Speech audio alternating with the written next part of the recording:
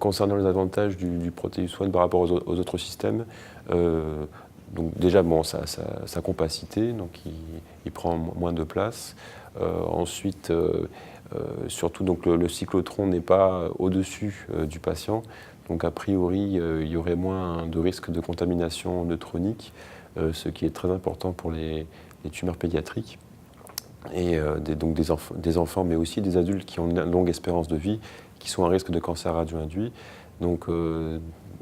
scientifiquement, enfin, c'est a priori plus raisonnable d'avoir des neutrons qui sont à distance du patient, ce que permet donc le Proteus ONE, tout en restant quand même assez compact. Et puis donc IBA, c'est sûr, a une grande expérience pour le développement de nouveaux outils cliniques qui se rapprochent énormément de la photothérapie, avec un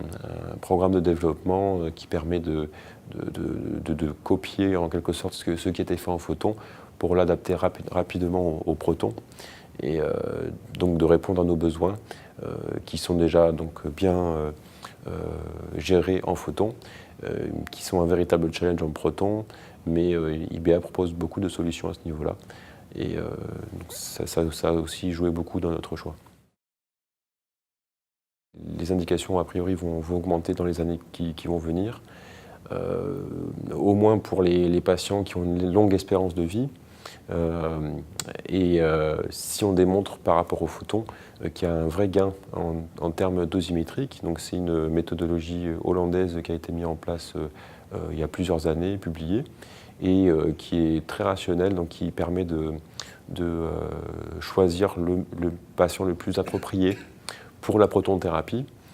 et pour lesquels la photothérapie serait peut-être à risque au niveau dosimétrique. On peut prédire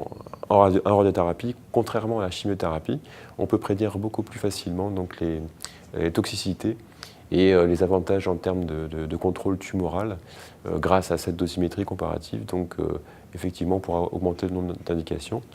Il y a aussi beaucoup d'essais thérapeutiques qui sont en cours aux États-Unis, donc des phases 2, des phases 3, qui pourront aussi répondre à des questions cliniques très importantes et éventuellement ouvrir le champ des indications dans le cancer du poumon, le cancer du sein, les lymphomes de Hodgkin